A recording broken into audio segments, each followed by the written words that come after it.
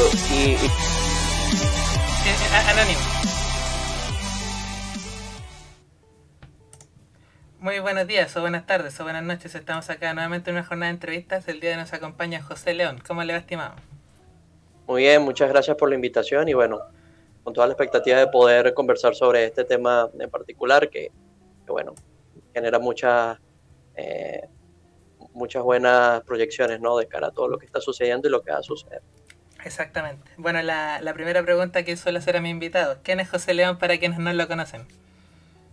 Bueno, yo suelo atribuirme una descripción bastante básica, corta, ¿no? ¿Mm? Que es ser un hombre simple, con objetivos simples y problemas simples, ¿no? Pero haciéndolo un poco tal vez menos sucinta, me atrevería a decir, bueno, yo soy José Alberto León, nací en Caracas, Venezuela, un 13 de octubre de 1995. Estudié Derecho en la Universidad Central de Venezuela, me he desempeñado en varios think tanks, como es el caso de Se Libertad en Venezuela, como es el caso de la Fundación para el Progreso, la Fundación Ciudadano Austral en Chile, también organizaciones como Students for Liberty. Eh, He escrito un libro, el primero del cual vamos a hablar ahora a continuación, en coautoría con mi mejor amigo que se llama Anderson Noel Riverol, el cual también es oriundo del mismo lugar que yo. Ujú. Y bueno, eso podría decirse. Tengo 25 años, me considero todavía bastante joven, Sí. aunque estoy a 5 años del señorío, así que bueno, O sea, me acabas de decir señor. sí. Bueno, yo cumplí 33 años, así que ya seré señor entonces. Señor Muy bien, muy anónimo. bien. Entonces, llegaste a Chile, por lo que estábamos comentando fuera directo, llegaste acá a los 22. Sí, llegué aproximadamente a los 22. Bueno, yo llegué un 13 de febrero, 13 de Ujú. febrero del año 2018. Bastante curioso, ¿no? Muy peculiar, porque llegué un 13 de febrero, fue un martes 13, yo nací un viernes 13. Mm. Entonces, para aquellos que son supersticiosos, podrían verlo como tal vez una buena o una mala etapa, dependiendo pues de ese nivel de superstición. Para mí ha sido una experiencia muy vital en muchos tipos de sentidos y bueno, también para poder aprender, comprender una nueva realidad que por supuesto no se ajustaba a la que vivía ya en una época pretérita, que fueron mis primeros 21, 22 años viviendo en mi tierra natal, que es Venezuela. Mm. Esta tierra, bueno, es la tierra natal de mi madre y de mis abuelos, en paz descansen. Y bueno, la verdad me siento muy honrado de poder también llevar este gentilicio y bueno, en la medida de lo posible tratar de reivindicar el chileno bueno, que quiere seguridad, progreso y es garantía de muchísimas otras cosas. Exactamente. Bueno, ¿y cómo ha sido tu experiencia en el poco tiempo que llevas acá en el país? Bueno, experiencia en torno a muchos planos, vamos a tratar de categorizarlo, a ver qué tal. La primera en torno al nivel de vida, evidentemente es un cambio drástico, ¿no? Es muy ostensible, diría más bien, Mm. porque, bueno, la gente en sí acá logra ver una realidad que en Venezuela es imposible, Mm. aún a pesar incluso del paso del tiempo y que se haya reajustado tal vez un poco la dinámica en cuanto a cómo se está concibiendo el socialismo en Venezuela, es totalmente diferente y parte desde lo más simple, ¿no? Lo que pasa es que el chileno no lo ve porque se le ha hecho consuetudinario, Mm. pero parte desde el poder pedir tu comida en un delivery, tener distintas opciones para poder hacerlo, Mm. no solo tu comida, sino cualquier sustento. Hoy ni siquiera tienes que ir a hacer, ir a un mercado para poder abastecer, digamos, de insumos y víveres. O sea, Mm. lo puedes hacer incluso de manera remota. Sí. Eso en Venezuela es totalmente imposible. Tampoco está la idea que alguien te pueda llevar, no existe ese nivel de seguridad. Aunque bueno, lamentablemente Chile ha ido perdiendo cosas como esas. La seguridad es totalmente caótica a nivel de Santiago por lo menos, pero yo creo que el tema de la calidad de vida es lo fundamental, ¿no? Y donde se ve, digamos, ese salto, digamos, muy ostensible respecto de la vida cotidiana en Venezuela. Mm. Tú tenías 3 años cuando fue, 3, 4 años cuando fue el proceso constituyente allá en Venezuela. ¿Tú tienes Sí, memoria de cuánto tardó Venezuela en caer al nivel en el que está ahora, más o menos? sí, bueno, yo efectivamente nací el 13 de octubre del 95. La constituyente, bueno, el plebiscito en principio se hizo para el año 98 con el arribo al poder de Hugo Chávez Frías. En 1994 ya habían cesado al presidente Carlos Andrés Pérez, quien había propuesto un gran viraje que significaba literalmente cambiar la orientación de las políticas en Venezuela, ¿no? Que estaban siendo muy paternalistas de Estado, entre otras cosas, debido al precio del petróleo que hubo en los años 70 y que, bueno, lamentablemente ya después la dinámica era totalmente distinta. Y bueno, una vez cesado el presidente Carlos Andrés Pérez, hubo un gobierno de transición que lo tuvo Ramón J. Velázquez y en el año 95 viene Rafael Caldera. Rafael Caldera, quien era social cristiano, lo que hace es indultar a Hugo Chávez Frías, quien había perpetrado un intento de golpe de Estado, el cual fue fallido y cobró la vida de cientos de personas, y que pretendía además cobrarse la vida del mismo presidente y toda la familia suya. Entonces, no es una cosa menor, ¿no? Darle la posibilidad a una persona que pueda llegar al poder por la vía democrática, sabiendo pues que no entiende ni tiene ningún tipo de respeto por la institución per se. Cuando se inicia este proceso constituyente se hace bajo la idea o la presunción que claramente había que hacer un nuevo pacto social, un pacto de gobernabilidad, algo que le hiciera retornar las ilusiones y las esperanzas a las personas respecto de la situación en general, ¿no? Se termina politizando a toda la sociedad. Yo tengo una... ¿qué te estaba diciendo? Disculpa, perdí un poco el hilo. Que no se respetaba la institucionalidad y aún así fue escogido presidente. Sí, bueno, eso fue, digamos que el punto de partida, la instancia de arranque para colocar la espada de Damocles sobre el cuello de cada uno de nosotros los venezolanos, porque le permitió a él hacer todas las modificaciones respecto de una institución que no respetó desde el primer minuto, ¿no? Y no lo respetó tratando de hacer esto que fue un golpe de Estado. Y bueno, se hicieron modificaciones importantes, sumamente sustantivas, también aunado a una situación en particular, ¿no?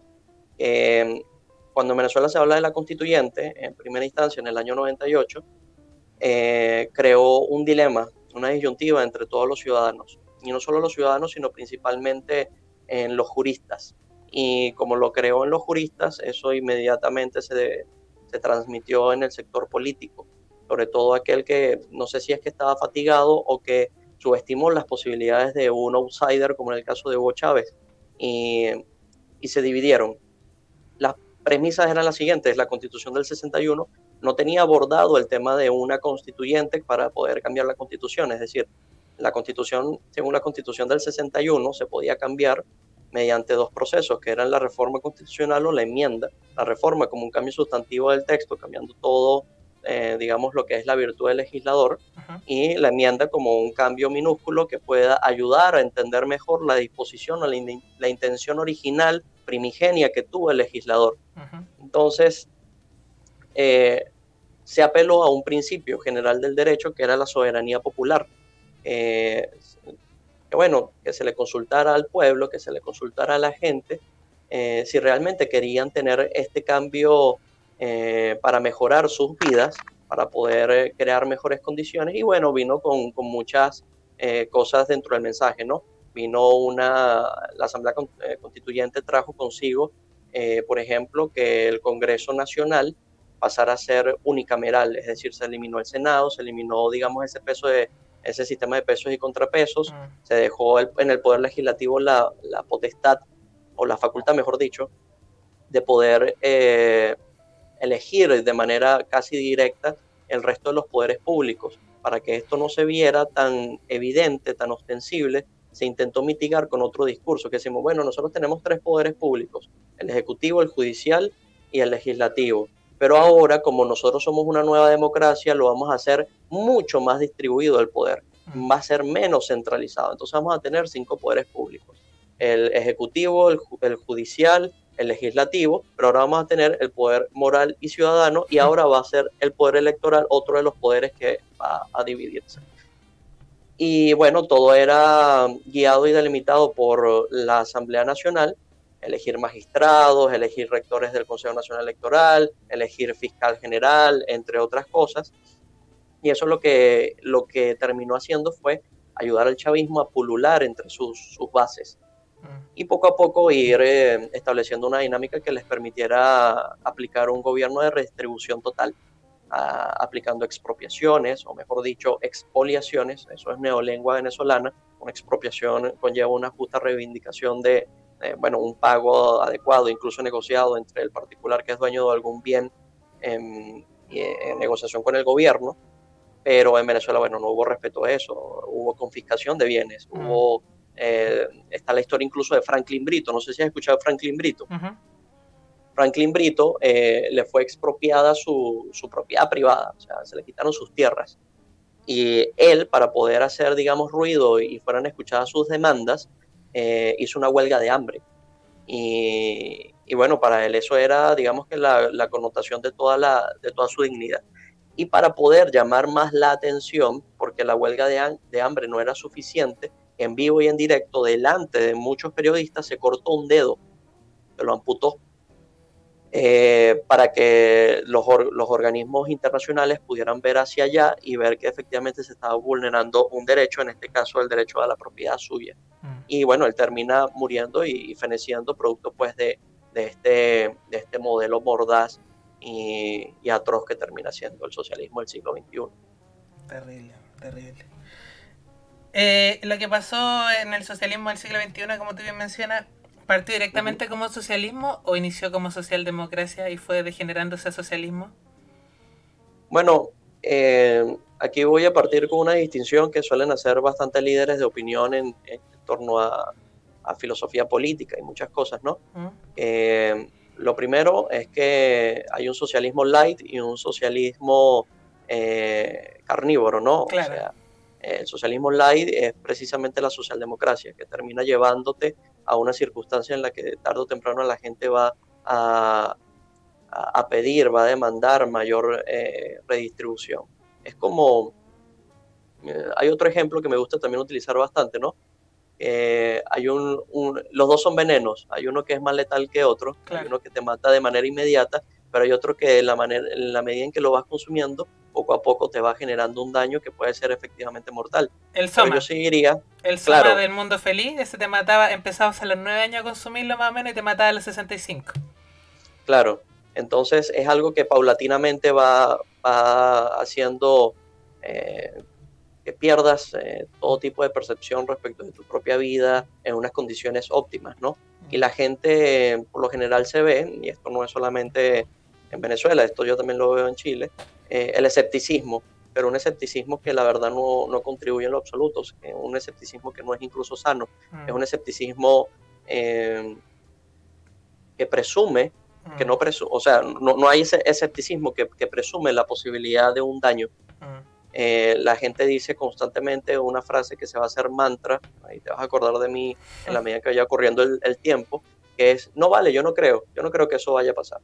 No vale, yo no creo. Y van a ir pasando las cosas, claro, y van a ir pasando las cosas y la premisa en torno a lo que vaya a ocurrir va a ser más drástica, va a ser mucho más fuerte. Tú vas a decir, hicieron esto, yo creo que van a hacer ahora esto. No vale, yo no creo, tú se inventas cosas. Por ejemplo, en esta fecha que te lo decía en off, yo escribía mucho respecto de la constituyente en mis redes sociales. Yo decía, lo que quieren meterles a todos es un proceso constituyente, porque no lo quieren ver.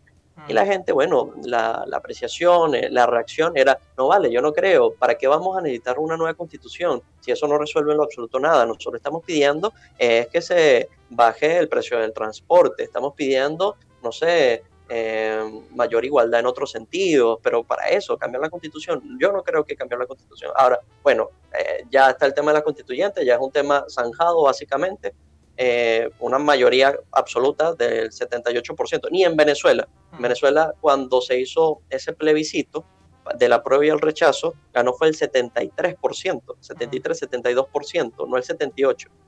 Ahora, también es destacable que en Chile hubo un 50% de abstención, eso no es menos notorio. Pero también te manda un doble mensaje. Y la gente que se abstuvo principalmente fue persona de tercera edad. Comió... Claro, entonces lo que se tiene ahora por presunción es lo que también pasó en Venezuela. ¿Qué pasó en Venezuela? Que la Asamblea Constituyente se volvió supraconstitucional, es decir, se volvió todopoderosa, se volvió el poder constituido, el poder constituyente, y le dio atribuciones que van mucho más allá de todo lo que ya está establecido. por lo tanto, les da la posibilidad de derogar todos los poderes constituidos. Es como que si todo ya hubiese salido, ya no tuviera legitimidad. O sea, es algo increíble, es una fórmula muy perversa. La gente va a decir, no, vale, yo no creo, no.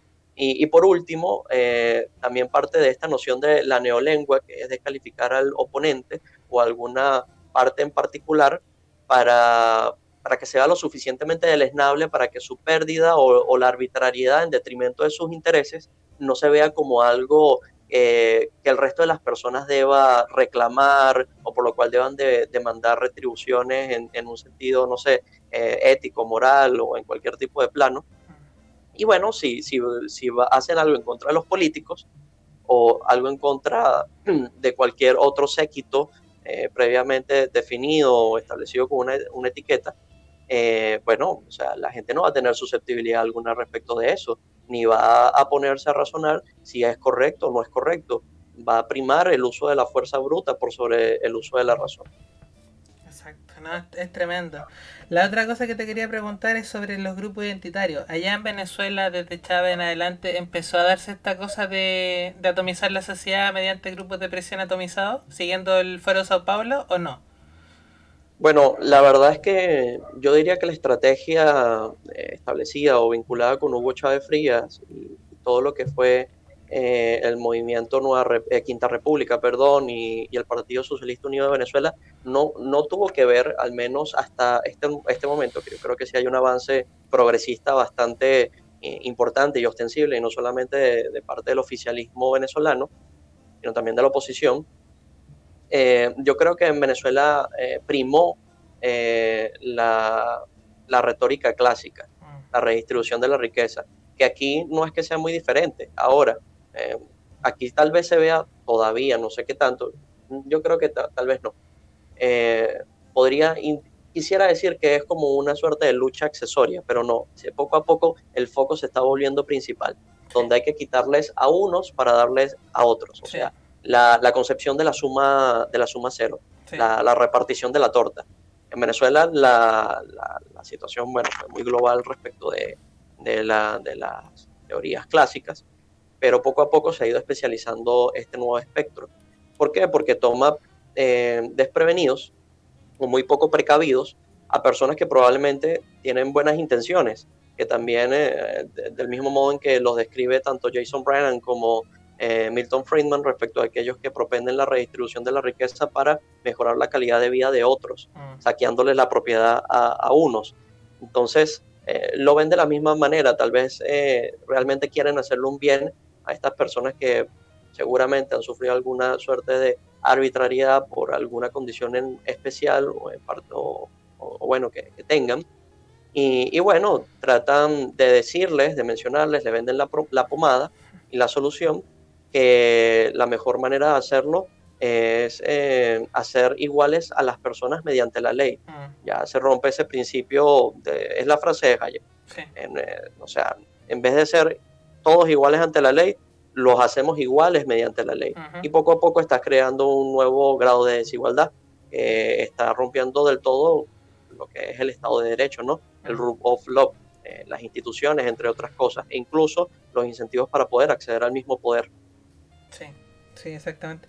La pregunta te la hacía porque yo lo que yo aprecio es que al generar estos grupos de choque que cada vez son más entre grupos más reducidos, más específicos, lo que genera es que ninguno quede conforme 100% con las medidas que se toman. Porque la interseccionalidad genera que todos rocen con todos. Por ejemplo, lo que se ve en Argentina, en España, cuando tienes a las TERF, que reclaman contra los hombres que se consideran mujeres. Ok, fascista lo que dije. Entonces, ahí se generan ronchas, y también se generan ronchas cuando aparecen mujeres no racializadas, le dicen en España, que son las mujeres blancas, ¿cierto? Que no sufren la misma presión que una mujer inmigrante negra. Entonces, ese tipo de rencillas internas no creo que sean útiles para un sistema socialista ya consolidado como el de Venezuela. Totalmente. No sirven en lo absoluto. Lo que pasa es que yo diría que el propósito, y bueno, te lo decía también en off, está muy vinculado con esta cultura de la fragilidad psicológica de la cual hablan tanto Axel Kaiser como Jonathan Haidt, que conlleva irreductiblemente a la corrección política. Y es la manera más sencilla de politizar a la gente.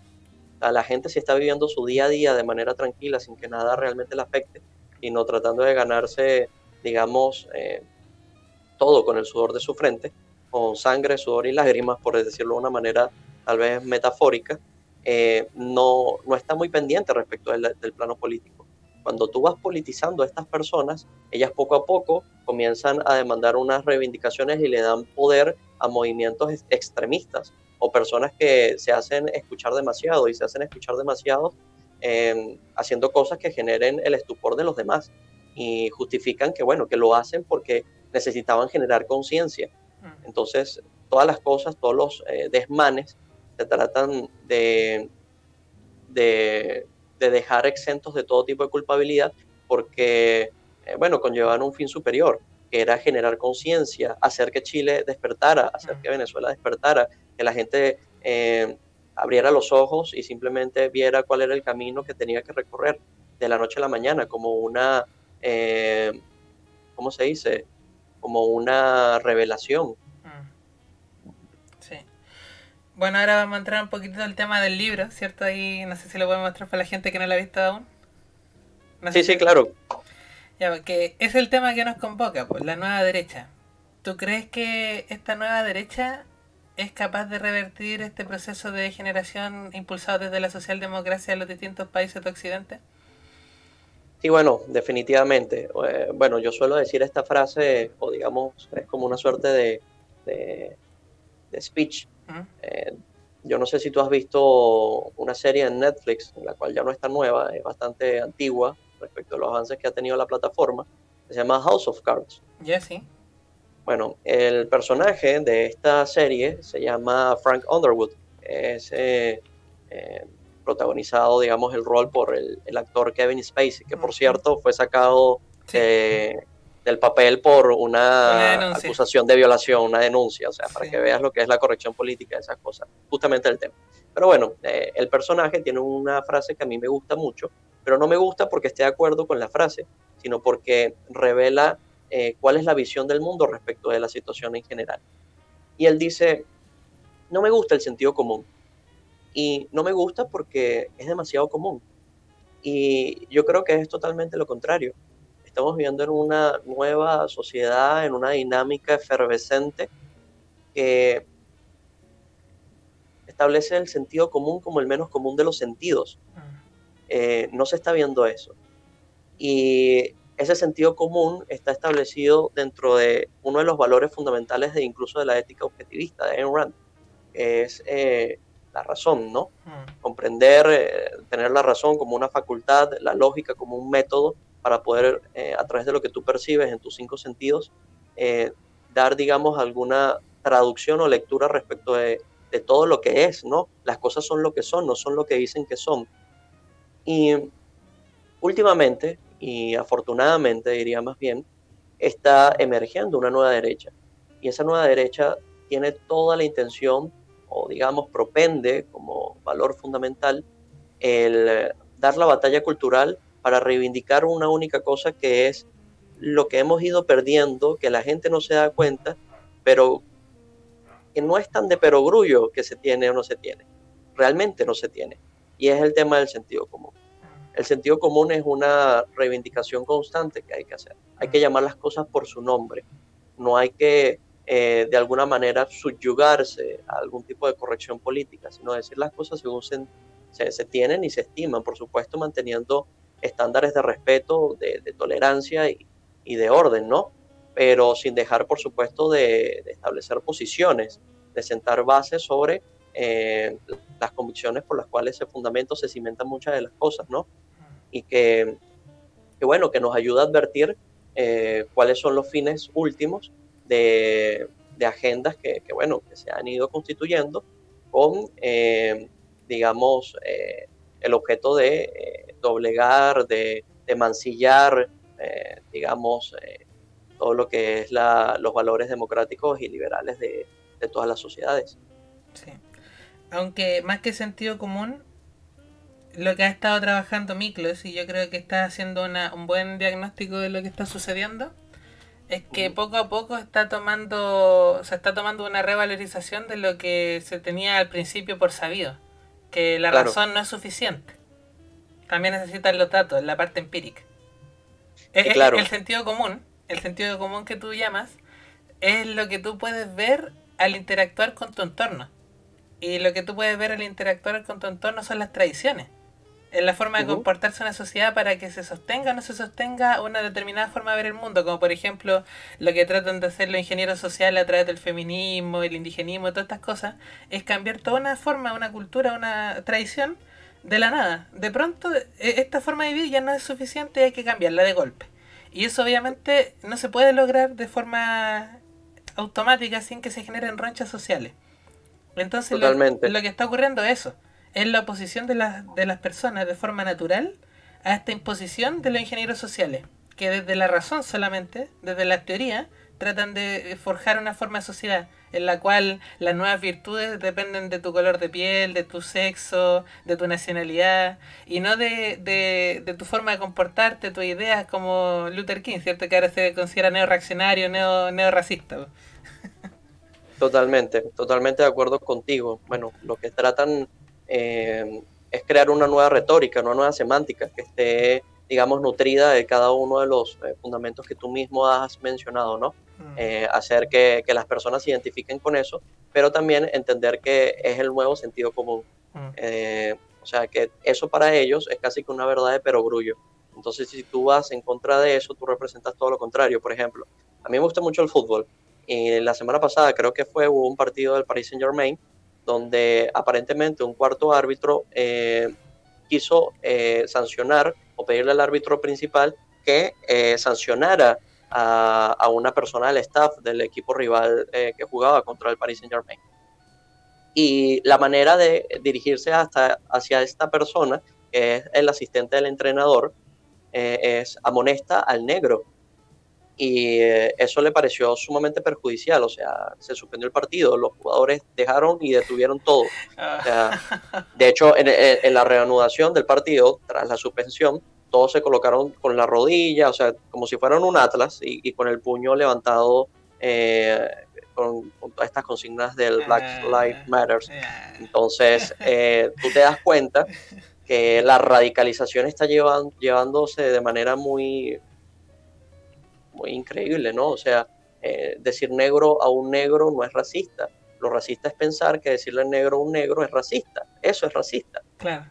Pero, o sea, ¿cómo le haces entender a estas personas que ya están totalmente ideologizadas respecto de esto? O sea, es algo, es que se cuenta y no se cree para las personas que sí entienden del sentido común. Sí, porque aparte que estas personas creen que el color de la piel, todavía en el siglo XXI, creen que el color de Mm, la piel te implica otra raza. Es lo que tú claro, bien dices. O sea, no entienden que tiene que ver con la condición en la cual estás. O sea, pues entonces lo que te comentaba, que al final el color de la piel va a depender del contexto en el cual tú estés, pues principalmente. De las necesidades que tú tengas. Obviamente una persona que tiene la piel de color más oscuro, en un clima caluroso como sería Centroamérica o África, ¿cierto? Y obviamente que necesita esa piel, pero en nuestro contexto no es tan útil. totalmente, totalmente de acuerdo contigo. Pero bueno, ¿qué se le puede hacer? Nada. Pero ¿tú crees realmente que de aquí al 2050, 2060, no sigamos con estas lógicas? Yo creo que para esa altura ya la gente se va a acordar de esta época como el momento en el cual la humanidad perdió la cabeza nomás, como que se van a burlar de este momento en el que vivimos. Bueno, la verdad no me gustaría hacer un pronóstico tan a largo plazo, ¿no? ¿Mm? Sobre todo entendiendo lo que nosotros vemos por sentido común hoy en día. No sabemos si las personas van a ser realmente más coherentes en el futuro o no. O sea, hoy en día la gente demanda cosas que la verdad no se entienden, ¿no? O sea, hace un montón de años la gente se moría porque no tenía antibióticos, hoy tienen antibióticos, pero creen que no ha habido progreso humano, sino que estamos en el peor momento de toda la historia humana, ¿Mm? al igual con muchísimas otras cosas. Entonces, no sé qué pensar al respecto, porque si me lo preguntaras hace 5 años, probablemente lo que menos pudiéramos entrever, tanto tú como yo, tú que eres mayor que yo en este caso, Ujú. ninguno habría previsto una pandemia, por ejemplo. Mm. Entonces, no sé si el mundo sería más cuerdo entonces o tal vez más resuelto. O sea, De no hecho, lo veo tan claro. de hecho, hace 5 años, no sé si fue hace 5 años, creo que fue hace más, que tuvimos Ujú. la H1N1. Ah, claro, pero por supuesto, bueno, o sea, las Y, proporciones no son ni cerca. pero era más Tal vez menos. fueron hasta una prueba, quién sabe. Es que Uno nunca sabe. a eso voy, que ahí también se metió mucho miedo, se fomentó el asunto y al final resultó ser similar en la mortalidad a lo que estamos viendo actualmente. O sea, murieron muchas personas, se afectaron otras tantas y llegaron las vacunas y listo, se acabó. Pero ahora como que se Totalmente. sigue con el sistema, se sigue con el sistema y yo creo que hay un intento descarado de aniquilar la economía occidental, principalmente. Sí, sí, bueno, yo creo que lo fundamental respecto de todo esto, que es lo que a mí me genera mayor pavor, es haber entendido que el experimento funcionó, o sea, que las cosas salieron bien. O sea, eso a mí me genera un pavor terrible, Mm. porque la gente cree que la maldad se deroga con las cosas o que el tiempo hace mejor y más bondadosas a las personas, ¿no? O sea, estamos hablando de comunistas, estamos hablando de personas que mataron 30 millones de personas, estamos hablando de los que hicieron el Holodomor ucraniano, o sea, gente que la verdad no tuvo ningún tipo de sensibilidad respecto de eso. Y si tienen ansias de poder y de conquistar el mundo, van a utilizar todos los métodos que tengan a su disposición para poder subyugar el mundo libre. O sea, y ante eso se necesita una nueva derecha que sea el recambio de una derecha antigua, pero que representa todos los valores de algo único y sublime. Un Winston Churchill, un Ronald Reagan, una Margaret Thatcher, incluso un Juan Pablo II, que como papa, a pesar que efectivamente no es, O, digamos, no sé, o un Ratzinger. claro, entonces se necesita más eso, gente de sentido común, que es el menos común de los sentidos, que tenga, no sé, no propiedad de decir las cosas, sino que tenga, por decirlo de una manera no coloquial, que tenga las pelotas, o sea, que diga, sabes, las cosas son así, son como son, independientemente de las popularidades y los costes políticos. Eso es lo principal, pues, y por eso yo te hacía la pregunta si esta nueva derecha le va a poder ganar a la socialdemocracia, porque la ventaja con la que cuentan ellos es que la socialdemocracia genera demasiado clientelismo. Entonces la gente que ya está clientelizada, ¿cómo la convences de soltar este suministro de recursos Sencillo, constantes? sencillo. Al final, y es con una frase con la cual comenzamos esta conversación, si no me equivoco, Uh-huh. el peor enemigo del socialismo es la realidad. O sea,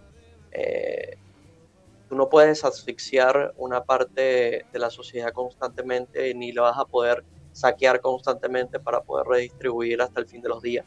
O sea, cuando no haya que redistribuir, cuando no haya que repartir entre todas las personas, claramente nos veremos en un punto en el cual la miseria va a ser generalizada, donde la pobreza va a ser efectivamente el estado natural en el cual nos vamos a encontrar, y eso va a traer peores consecuencias, ¿no? La Pero, delincuencia, entre otro tipo de consecuencias. pero ¿sabes qué? Uh-huh, Hay algo que a mí me tiene preocupado hace un tiempo hasta la fecha. Y es uh-huh, que desde que se abandonó el patrón oro en Estados Unidos, ¿cierto? Y empezó a hacerse esta emisión monetaria de dólares al resto del planeta, y se uh-huh. alcanzó esta deuda de billones que tiene Estados Unidos y de otros tantos billones que tiene China y de otros tantos billones que tiene Europa. Al final están todos endeudados con todos, ¿cierto? ¿Qué Uh-huh. pasa si al final lo que se busca es que todos los países estén endeudados con todos para que se perpetúe una deuda eterna y que de ahora en adelante, en vez de pasarte dinero, o sea, ya te están pasando dinero, pero ese dinero son créditos. Claro. No es plata real, sino que son créditos. Entonces esta gente literalmente aparece dinero de la nada y te la entrega para hacer cosas con la única condición de que tú te dobles la rodilla y te sometas a lo que te dice China o el Banco Central, etcétera. Bueno, Tomando y eso, esta mecánica, con esa mecánica, tú podrías tirar esto hacia el infinito. totalmente, y eso lo puedes bajar desde las cosas más sencillas que hay. Por Mm, ejemplo, el tema chileno, el retiro del 10% claro. constantemente. O sea, el primero, el segundo. O sea, estás acostumbrando a las personas que pueden recibir una cosa de parte de algo invisible, que Mm, no tiene ningún tipo de personalidad, que tú le puedas atribuir a alguien y que te está dando algo. mm. O sea, y lo curioso de eso es que también tiene otro fin, que tiene un tizne político de manera pues cabal. que es descapitalizar el sistema privado de capitalización para poder hacer más factible la reconversión a un sistema de reparto. Sí. Porque habiendo menos propietarios de fondos en los fondos de pensión, valga la redundancia, va a ser menos las personas que van a defenderse o van a pedir la justa retribución de lo que les corresponde en determinado contexto. O sea, aquí se han hablado cosas que no generan en lo absoluto un mínimo de estupor en el chileno general, y es algo que preocupa. O sea, ¿cómo es posible que tú escuches en una discusión de Congreso que los fondos previsionales puedan ser embargables, que puedan ser expropiables? O sea, esa plata no es de nadie, o sea, sino de las personas que han podido reunir toda su vida ese dinero. O sea, entonces es bastante preocupante, pero tiene mucho sentido respecto a lo que tú dices. No solo el tema de los créditos, sino descapitalizar a las personas, y las descapitalizas para que al final no tengan otra cosa más que pedirle a alguien que los ayude. Entonces, y eso está ligado a un ente paternal, clientelar desde luego, que es el que se va a encargar de poder darlo. Actualmente no están probablemente redistribuyendo, quitándole a los más ricos, o a lo mejor lo están haciendo, pero está de manera un poco no tan evidente y ostensible, no tan clara la manera, pero sí te lo están haciendo a través de los impuestos. O sea, es increíble el nivel de impuestos que acá se está pagando.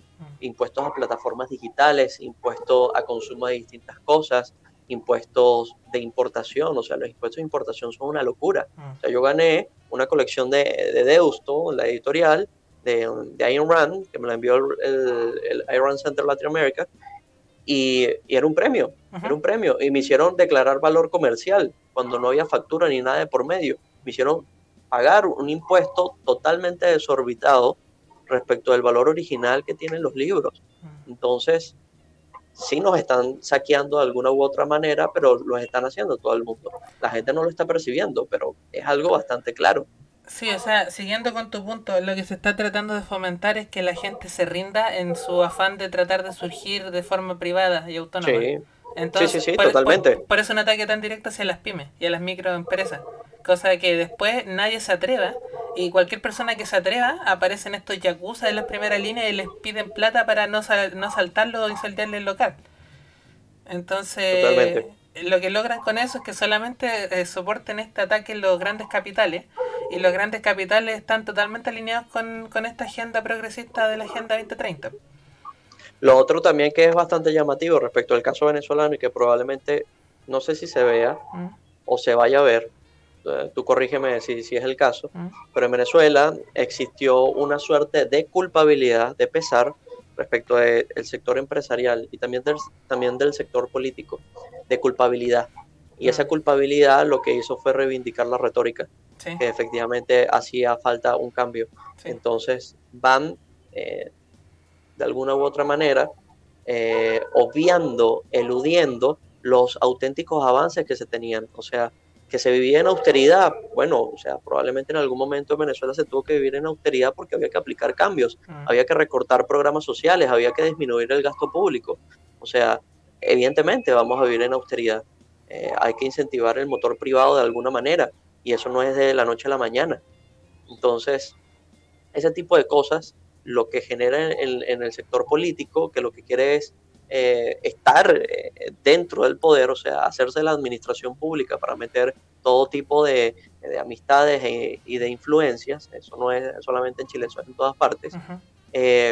Lo ve como no como un incentivo, pero sí como un argumento para poder hacerse del poder político, cuando realmente no entiende ni sabe nada de eso. Claro. Y apoya básicamente su propia mutilación política, porque al fin y al cabo los que sí están conscientes de lo que están proponiendo son los que se van a hacer de cada una de las aristas de ese poder, y lo van a utilizar para poder administrar el camino de servidumbre que advierte Hayek. ¿Tú qué opinas de la envidia?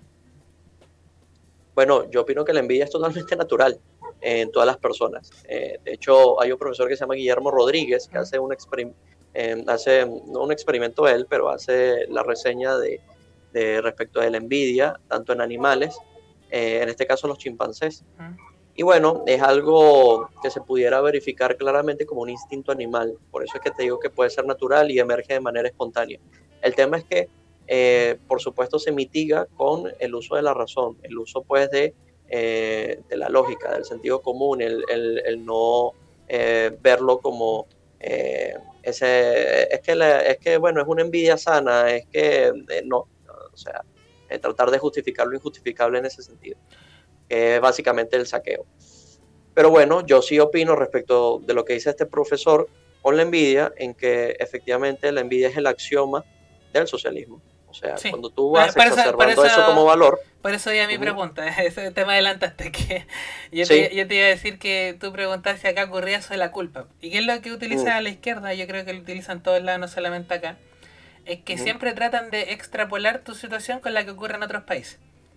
Y en Chile se Sí, sí. aplicó por mucho tiempo el decir que Chile era el lugar peor del planeta y que estaban todos los mejores, los otros países estaban mejor, Venezuela estaba espectacular, Argentina también, Europa para qué hablar, todo espectacular, y Chile era un infierno de desigualdad donde a toda la gente le faltaba, nadie podía llegar a fin de mes, siendo que si hubieran sido honestos intelectualmente hubieran dicho, a ver, ¿cómo está Argentina? ¿Cómo está Bolivia? ¿Cómo está Venezuela? ¿Cómo está Cuba? Pero no, pues se tuvo esta retórica durante más de 30 años y estamos donde Uh-huh. estamos por eso.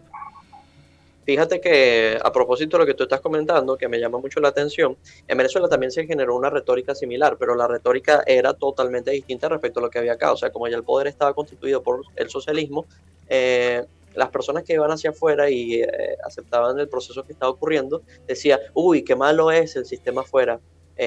No es como acá, muchos extranjeros, por eso es que los extranjeros quieren venir a Venezuela, porque quieren vivir de las riquezas que tiene un país tan no sé, tan suntuoso como es este.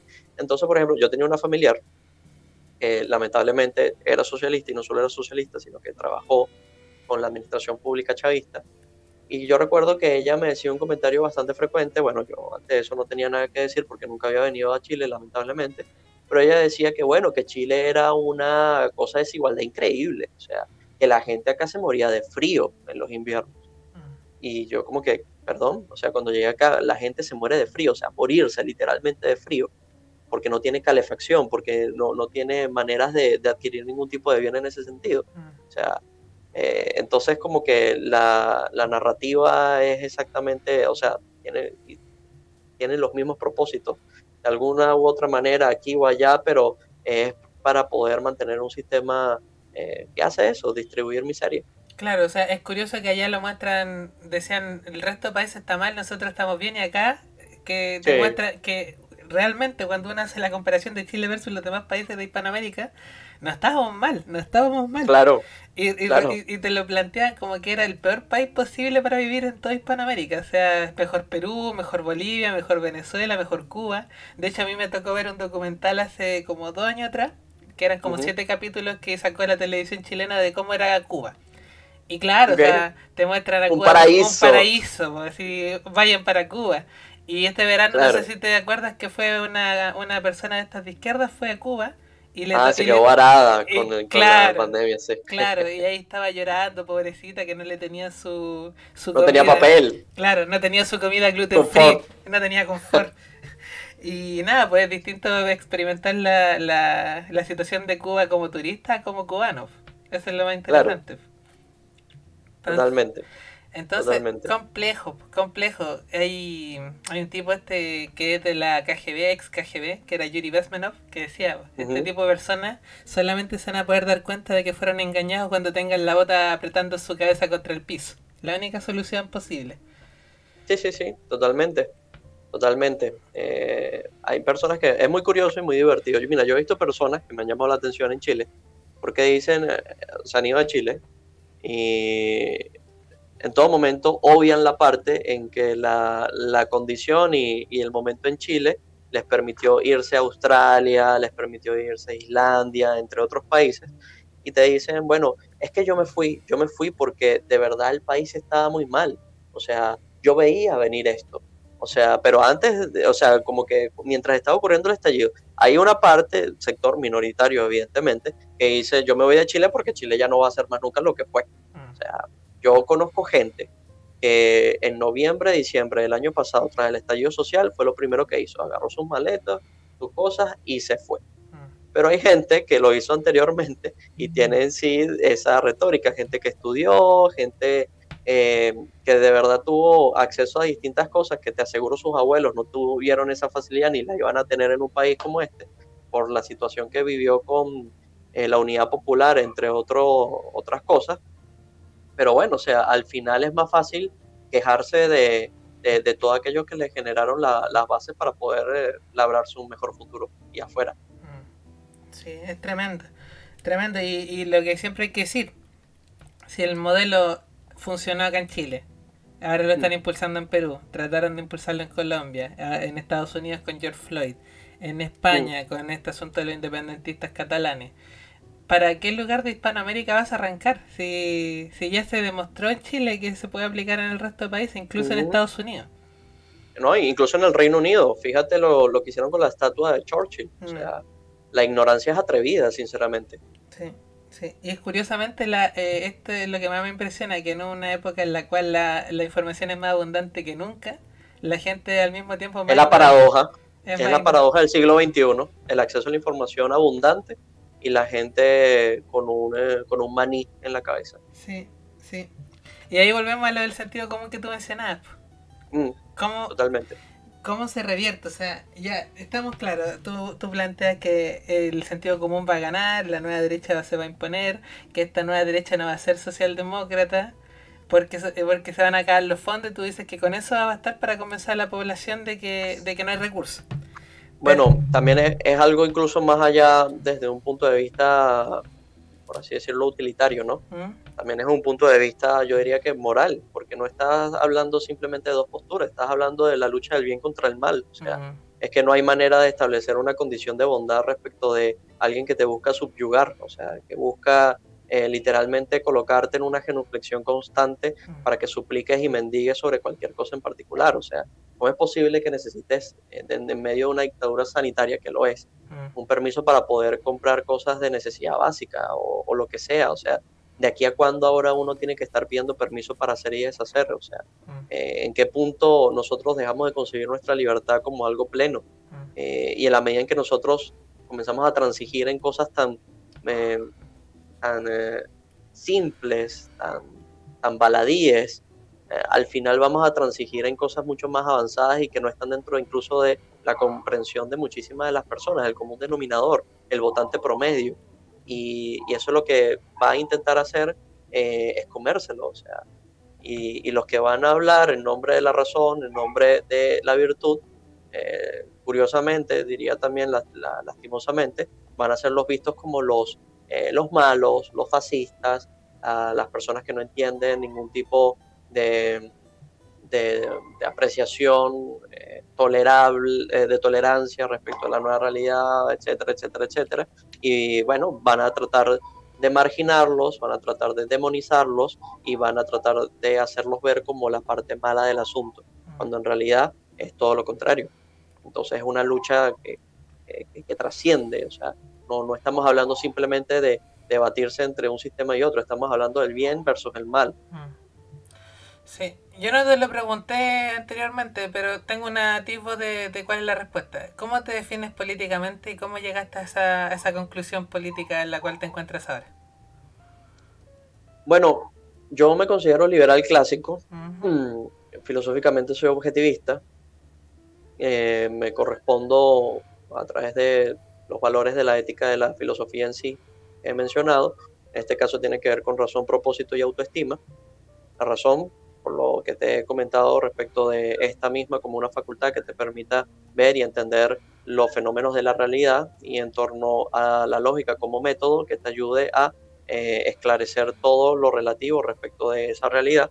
El propósito, porque hay que tener un valor claro y predefinido. O sea, últimamente hay una constante oleada de nihilismo que tiende a hacer que las personas no tengan ningún tipo de convicción, ningún tipo de integridad basado en una serie de valores que no tienen que estar constituidos necesariamente con una religión, sino valores que lo hagan a sí mismo una persona que vea su vida una vida digna de ser vivida. O sea, independientemente de algún tipo de credo que pueda tener o dirección política en la cual pueda creer.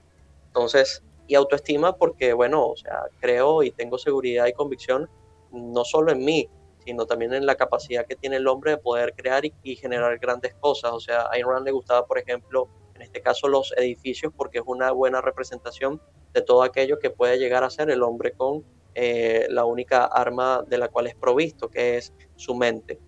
Y el cómo he llegado a todas estas conclusiones, yo creo que es la manera más, por así decirlo, eh,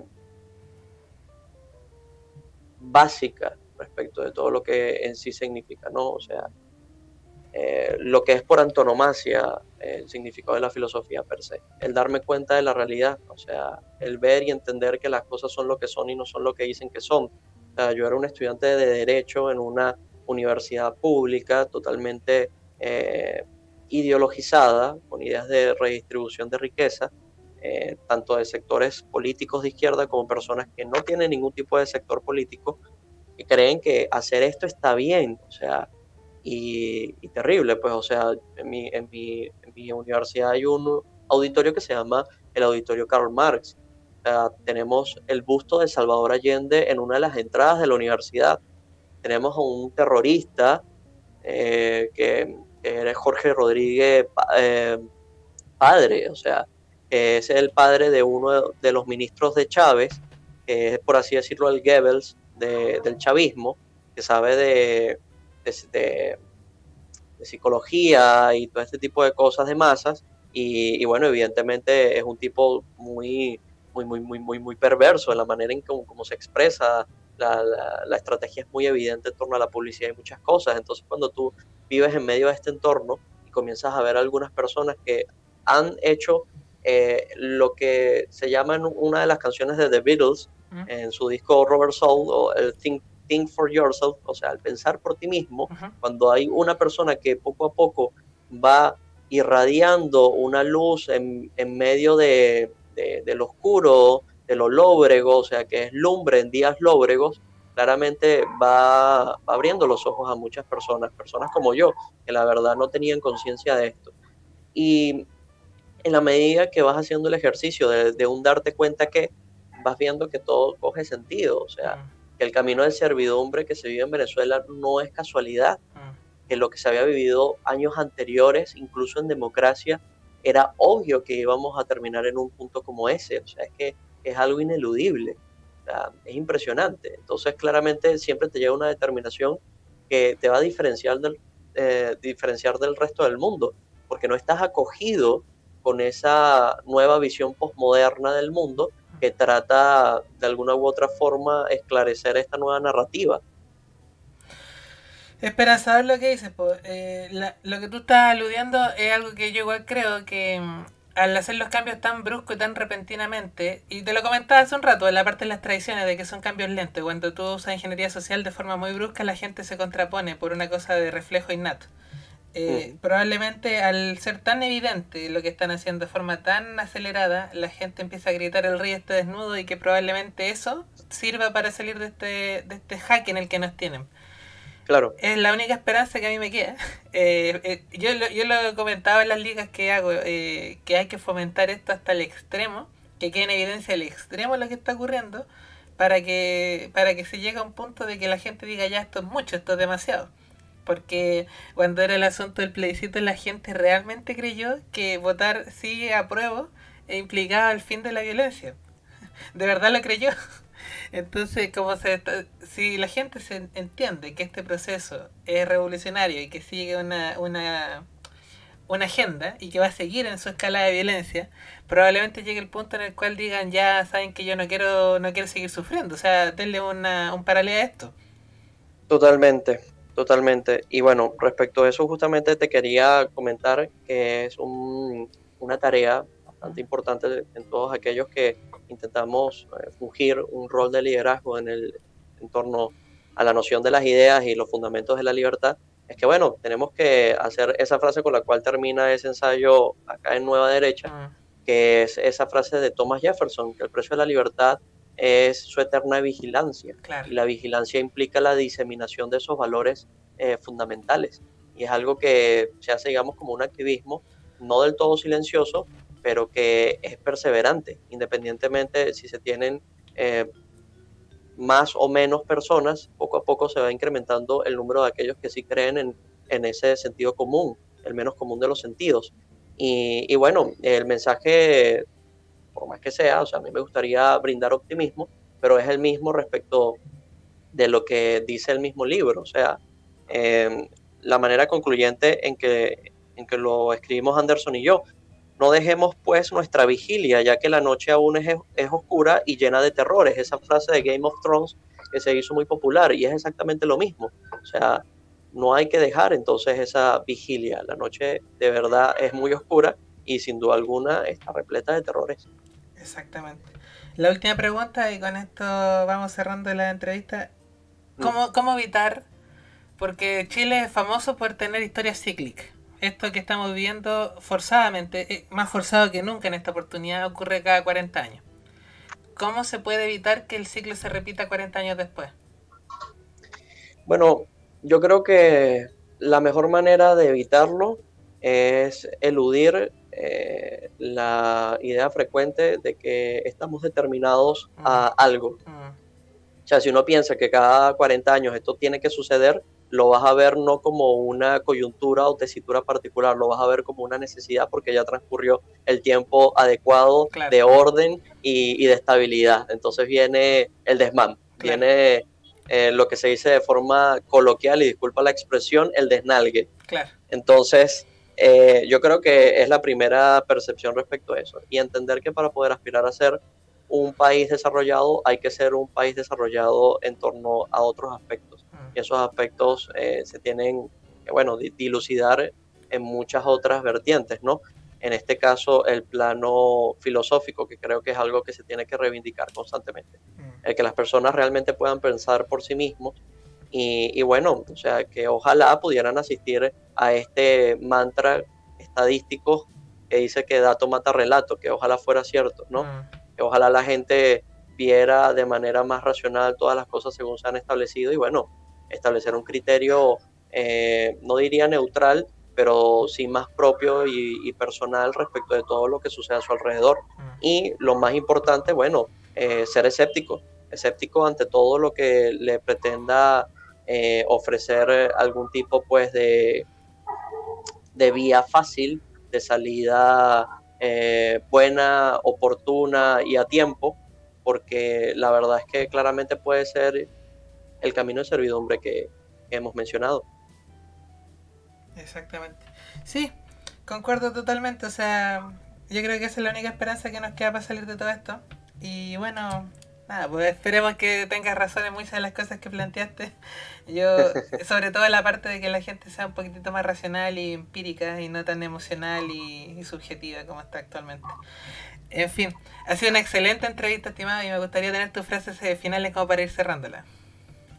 Bueno, para concluir, bueno, el mensaje es uno solo, y es que claramente, independientemente de quién seas, cómo te llames, dónde estés, te encargues de diseminar, de difundir cada uno de estos valores que por supuesto son aquellos que te permiten desenvolverte de una manera más cabal y más plena, haciendo pues que tú puedas obtener ese fundamento final que estableció o presumía Aristóteles que era la finalidad de la vida, que es la felicidad tuya.